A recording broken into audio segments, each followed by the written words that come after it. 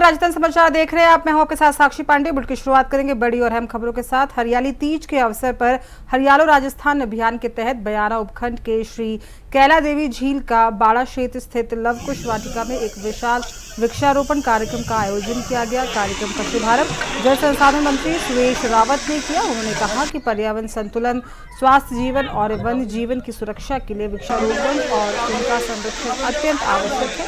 मंत्री सुरेश रावत ने लोगों से अपील की कि वे हर वर्ष कम से कम 2 पौधे लगाएं और उनका पालन पोषण करें। उन्होंने बताया कि मुख्यमंत्री भजन लाल शर्मा के नेतृत्व में प्रदेश भर में करोड़ों पौधे लगाए जा रहे हैं। समारोह की अध्यक्षता क्षेत्रीय विधायक बहादुर सिंह कोहली ने की और इस कार्यक्रम में भरतपुर की संभागीय आयुक्त, जिला कलेक्टर, एसपी सहित अन्य अधिकारी, स्कूली बच्चे, आंगनबाड़ी कार्यकर्ता, शिक्षक और कर्मचारी भी भागीदारी रहे। साथ में आपको बता दें कि पिछले वर्ष इसी स्थान पर वन विभाग द्वारा 8000 पौधे लगाए जाने का दावा किया गया था। इस वर्ष भी इसी तरह के प्रयासों को लेकर लोगों में चर्चा रही। विशेषज्ञों ने सुझाव दिया कि वृक्षारोपण में फलदार व उन्नत नस्लों के पौधे को विशेष प्राथमिकता दी जाए ताकि पर्यावरण के साथ साथ स्थानीय लोगों को भी आर्थिक लाभ मिल सके। अच्छी बात है। पूरे प्रदेश में करोड़ों की संख्या में पेड़ लगाने के संकल्प के साथ इस बहुउद्देशीय कार्यक्रम का आज आगाज हुआ। लेकिन हम सब नागरिकों की जिम्मेवारी है कि हम सबको जहाँ भी पेड़ दिखे उस पेड़ का संरक्षण करें। इस अभियान की तैयारी और इस अभियान का व्यापक स्वरूप कैसे दे, इसके लिए माननीय मुख्यमंत्री जी ने 1 महीने पहले 15 दिन का पखवाड़ा चलाया और हम सब मंत्रियों को, हम सब विधायकों को, हम सब जनप्रतिनिधियों को पूरे राजस्थान प्रदेश के क्षेत्र में भेजा। मैं स्वयं भी सभी संभाग स्तर पे गया था। और इसी पे अधिक जानकारी के साथ हमारे संवाददाता इमरान रियाज हमारे साथ फोन लाइन पर जुड़ चुके हैं। इमरान, देखिए, वाटिका में आज वृक्षारोपण का कार्यक्रम किया गया। कई सारे स्कूली बच्चे और आला अधिकारी भी मौजूद है। क्या कुछ पूरी अधिक जानकारी आपके पास? साक्षी, राजस्थान जो गवर्नमेंट है भजन लाल शर्मा की, हरियाली अमावस्या के ऊपर पौधा वितरण से संबंधित कार्यक्रम जो रखा गया है जगह जगह जिलों में, तो ये राजस्थान को एक मैसेज दिया है कि हरियाली अमावस्या के ऊपर इतना पौधा जो रोपण कर रही है सरकार, और उससे राजस्थान को जो सूखा प्रदेश के नाम से ये जाना जाता है, तो इसी वजह से ये राजस्थान जो है हरियाला राजस्थान की पंचलाइन दी है और उसी के उपरांत जो है ये कार्य चल रहा है। तमाम अहम जानकारी के लिए बहुत बहुत धन्यवाद आपका। आपसे अपडेट्स लेते रहेंगे।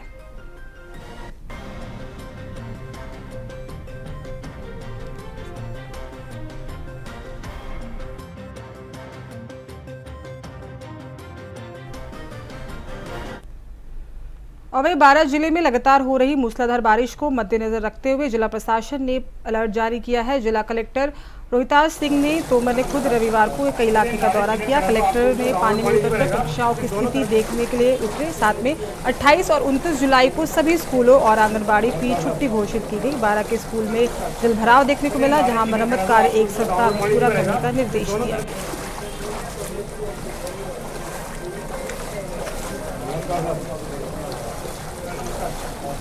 नाले क्लियर करा दो, आपको जो गांव में पानी नहीं भरेगा, ये दोनों तरफ। राजस्थान सरकार के मिशन हरियाली राजस्थान एक पेड़ मां के नाम अभियान 2025 के तहत कई सारे वन महोत्सव एवं हरियाली तीज के अवसर पर व्यापार की नई पुलिस लाइन, सेंडा रोड और जिला स्तरीय विशेष वृक्षारोपण कार्यक्रम भव्य रूप से समापन हुआ। आपको बता दें कि कार्यक्रम में व्यापक विधायक शंकर सिंह रावत, मसूदा विधायक वीरेंद्र सिंह कानावत और प्रभारी सचिव नथमल डिडेल की गरिमाई उपस्थिति रही। इस अवसर पर जिला कलेक्टर रामीना, पुलिस अधीक्षक रतन सिंह, परिषद आयुक्त दिव्यांग सिंह, एसीओ गोपाल लाल सहित कई प्रशासनिक अधिकारी, सामाजिक संस्थाएं और स्थानीय नागरिक मौजूद रहे। आपको बता दें कि प्रभारी सचिव नथमल डिडेल ने कहा कि राज्य में इस वर्ष अच्छी वर्षा से पौधा की जीवित रहने की संभावनाएं अधिक है। उन्होंने भारत उपवन जैसी पहलों की सराहना करते हुए वृक्षों के संरक्षण को सामाजिक जिम्मेदारी बताया। विधायक शंकर सिंह रावत ने मुख्यमंत्री भजन लाल शर्मा द्वारा चलाए जा रहे अभियान की प्रशंसा करते हुए अपने क्षेत्र के लिए मरम्मत कार्य हेतु 1 करोड़ रुपए की घोषणा भी की। मसूदा विधायक वीरेंद्र सिंह कानावत ने वृक्षारोपण को सांस्कृतिक परंपरा बताते हुए इसे भावनात्मक जुड़ाव से जोड़ने की बात कही। हरियाली तीज पर ग्राम पंचायत भैरूखेड़ा में भी विशेष कार्यक्रम हुआ, जिसमें 2500 पौधे लगाने का लक्ष्य रखा गया। एसीओ गोपाल लाल ने बताया कि इस अभियान के तहत जिले भर में 5,51,000 पौधे रोपित किए गए हैं। दायित्व निर्वहन करें। राजस्थान एक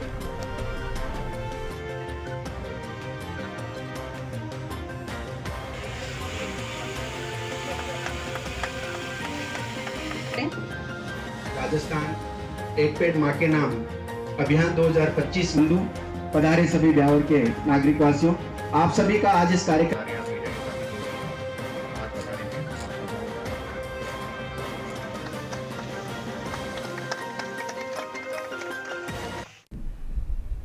और वही राजस्थान सरकार के मिशन हरियालो राजस्थान एक पेड़ मां के नाम अभियान 2025 के तहत 96वें वन महोत्सव एवं हरियाली तीज के अवसर पर व्यापार की नई पुलिस लाइन सेंधा रोड पर जिला स्तरीय विशेष वृक्षारोपण कार्यक्रम भव्य रूप से संपन्न हुआ। कार्यक्रम में व्यापक विधायक शंकर सिंह रावत, मसूदा विधायक वीरेंद्र सिंह कानावत और प्रभारी सचिव नथमल डिडेल की गरिमामयी उपस्थिति रही।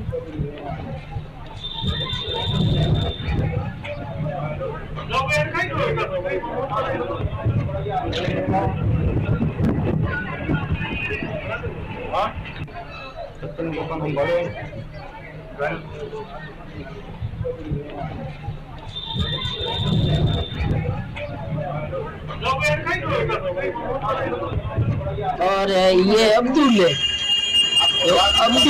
सुबह 6 बजे गए दूध पचे एमार घर आया 6 बजे दूध लेन गया पचे बाड़े तो टूबड़िया छोड़िया गाय छोड़ी मुर्गा ये पिंजरा में घाल लिया पचे 11-12 बजे फोन आयो हाड़ा रो लुगाई रो मैंने कहा कि फोन उठावे को नहीं, सुबह फोन लगाओ जो उठावे को नहीं जो थे पतो करो।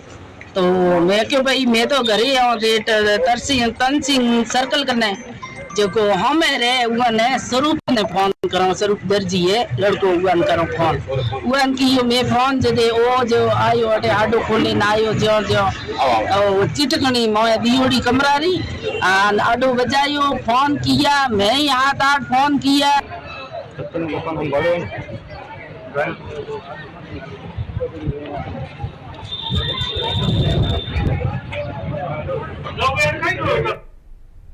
फिलहाल वक्त हो चुका है छोटे से ब्रेक का, जल्द लौटेंगे।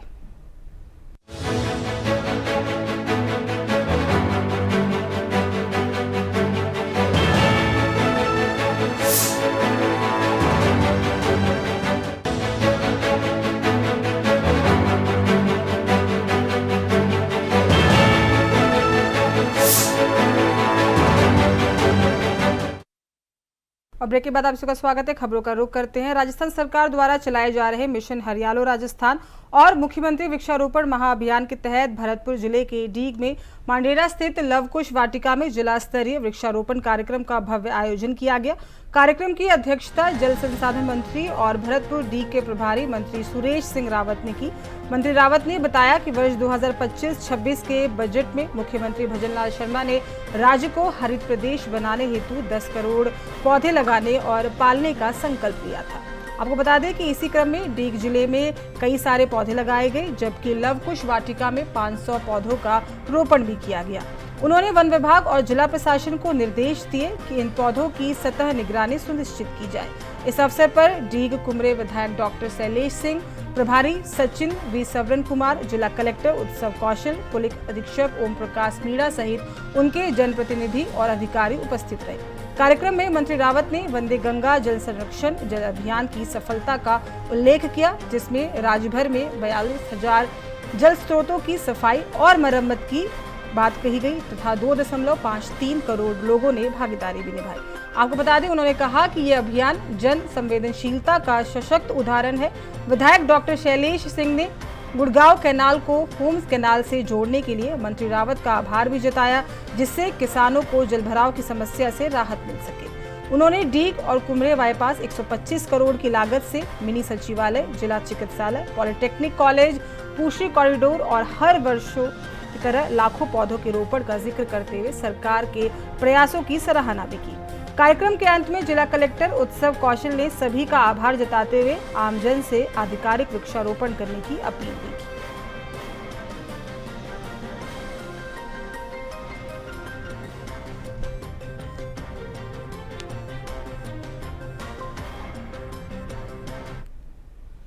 और वहीं मऊ के ग्राम पंचायत मऊ बोधरा में स्थित अनुसूचित जनजाति माडा योजना के अंतर्गत संचालित छात्रावास का भवन पूरी तरह से जर्जर स्थिति में पहुंच गया है।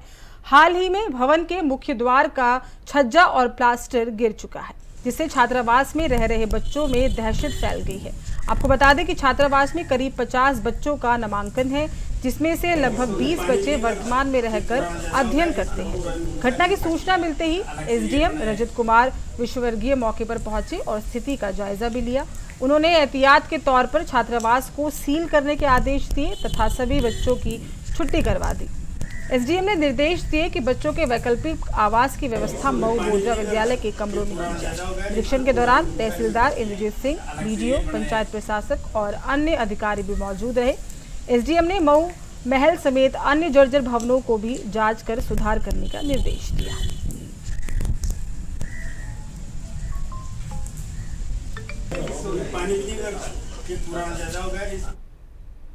और वहीं अजमेर जिले के नसीराबाद में 16 वर्षीय शहजाद अचानक तलाई के गहरे पानी में डूब गई। कपड़े तलाई के बाहर पड़े होने से ग्रामीणों ने तलाई में डूबने की आशंका जताई। सूचना पर पुलिस ने मौके पर पहुंचकर ग्रामीणों की मदद की। रेस्क्यू टीम ने कई घंटे के लंबे रेस्क्यू के बाद युवक का शव बाहर निकाला।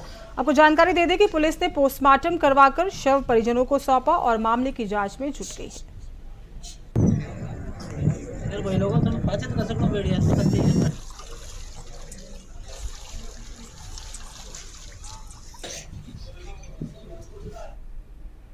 और वही खबर 12 से है, जहां कोटा रोड स्थित सरकारी स्कूल का एक हिस्सा सोमवार को अचानक गिर गया।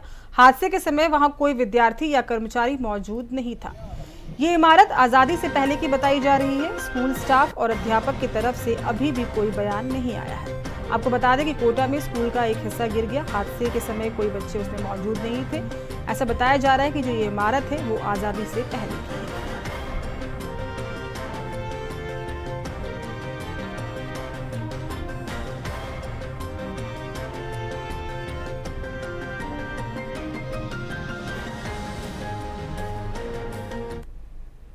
खबर नसीराबाद से है, जहां अज्ञात चोरों ने चोरी की बड़ी वारदात को अंजाम दिया है। आपको बता दें कि चोर मकान में घुसकर अलमारी के लॉकर तोड़कर नकदी और गहने को लेकर रफू चक्कर हो गए। इस दौरान चोरों ने एक ही रात में 3 मकानों के घर पर वारदात को अंजाम दिया और अलमारी में रखे 20 लाख से अधिक के सोने चांदी के आभूषण सहित नकदी लेकर फरार हो गए। वहीं चोरों की वारदात की सूचना सीसीटीवी खंगालकर चोरों की तलाश में पुलिस जुट गई है।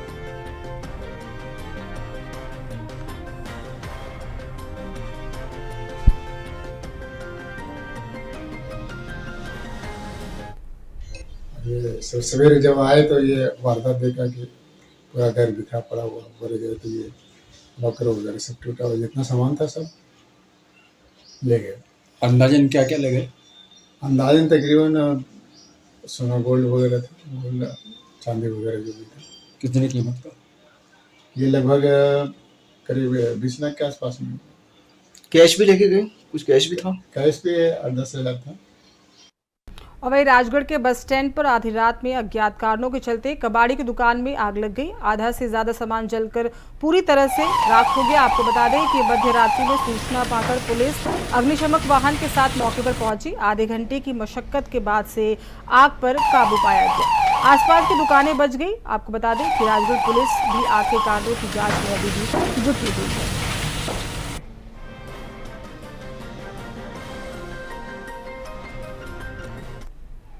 जैसे मैं रात्रि ड्यूटी में था तो रात लगभग 1:30 बजे हमें सूचना प्राप्त हुई राजगढ़ थाने के द्वारा कि पुराना बस स्टैंड के पास में कबाड़ की दुकान के पास में वहाँ आग लगी हुई है कहीं। तो मैं फायर स्टाफ हमने फायर टेंडर रवाना करवाया।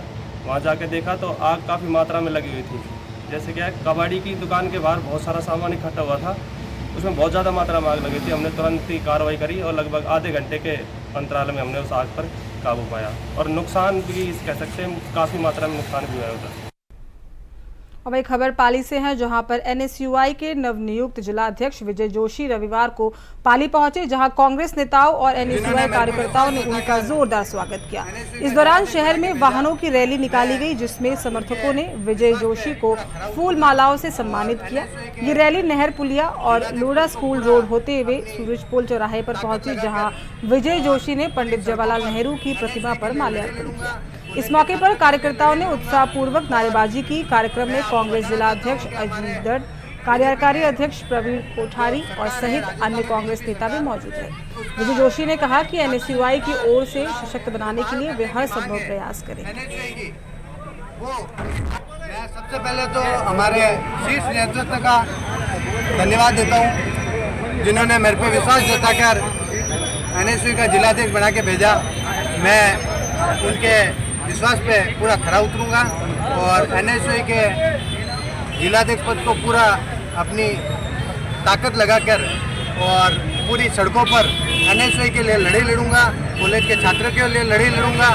और मैं आपको बताना चाहता हूं कि हमारे बीजेपी में जो सरकार है, राजस्थान में बीजेपी सरकार, उसका छात्र संघ चुनाव जो बहाल करने की मांग है एनएसयूआई की, वो ताकत से सड़कों पे मैं ईंट बजा दूंगा अपने इस बीजेपी सरकार की, उसको छात्र संघ चुनाव बहाल करने।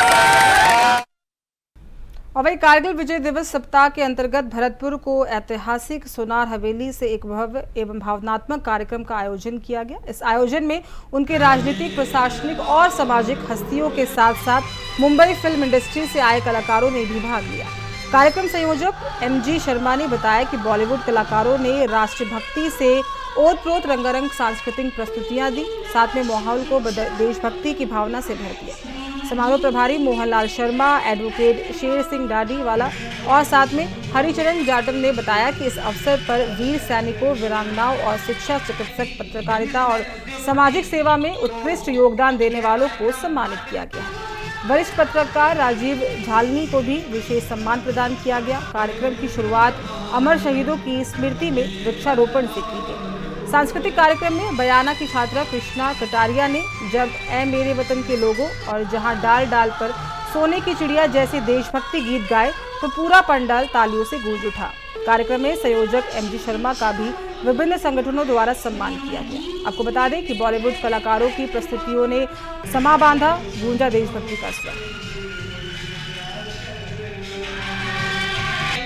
बिजनेसमैन, उद्योगपति तो यह खबर चाकसू से है, जहां पीडब्ल्यूडी की लापरवाही फिर से उजागर हुई है। आपको बता दें कि सक्कर खावड़ा रोड पर मंडियाली मैदा कट्टा फार्म के पास सड़क धंसने से जानलेवा गड्ढा बन गया है, जिसे हर दिन हादसे में हो रहे, फिर भी पीडब्ल्यूडी इस खबर से बेखबर है। बता दें कि इस सड़क पर अब तक कोई चेतावनी बोर्ड तक नहीं लगाया गया है। दरअसल हाल ही में चाकसू टोक रोड पर सड़क पर गड्ढे के कारण एक सड़क हादसा देखने को मिला था, जिसमें 3 लोग गंभीर रूप से घायल हुए थे।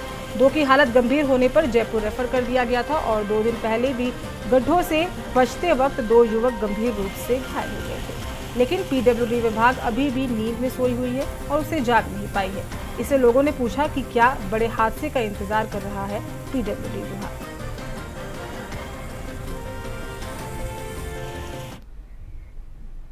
राजस्थान आजीविका मिशन की राजस्थान सरकार की ब्रांड एम्बेसडर रूसा देवी ने बीकानेर में तीज महोत्सव कार्यक्रम में शिरकत किया। आपको बता दें कि राष्ट्रपति नारी शक्ति सम्मान से सम्मानित रूसा देवी देश दुनिया में एक सेलिब्रिटी हैं। इस दौरान उन्होंने कहा कि गांव ढाड़ी में जो महिलाएं रहती हैं उनके पास पहुंचना बहुत ही मुश्किल था, क्योंकि मैं 16 साल पहले की बात कर रही हूँ। उस समय इतनी ना सड़कें थी, न पीने के लिए पानी और रेत के टीबों के बीच में पैदल उनके घर तक पहुँचना पड़ता था, और वो भी 50+ डिग्री टेम्परेचर के अंदर, और वहां जाकर महिलाओं को काम के प्रति मोटिवेट करना पड़ता था।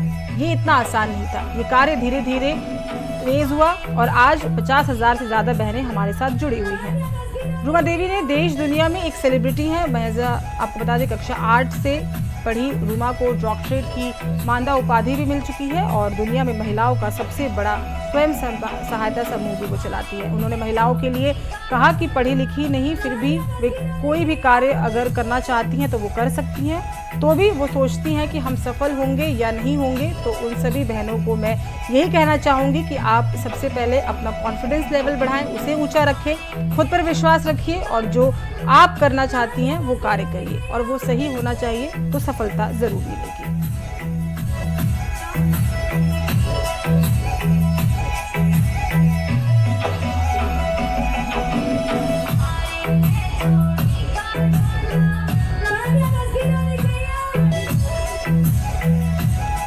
पहली बार सावन के महीने में इंडिया में रही हूँ। ज्यादातर यूएस में, लंदन में, दुबई में, कई जगह पे मैंने तीज के त्योहार, सावन महोत्सव में कहीं न कहीं अपने त्योहारों की रंगत हमें वहाँ पे भी रंगनी होती है। तो वो बहनों की उम्र था, झूला लगाते थे हम खेजड़ी के पेड़ के ऊपर, महिलाएं व्रत रखती थी, शरीर में पानी भर के वहां जाके हर्षस गायन करती थी, अपने खेजड़ी के होने लगी।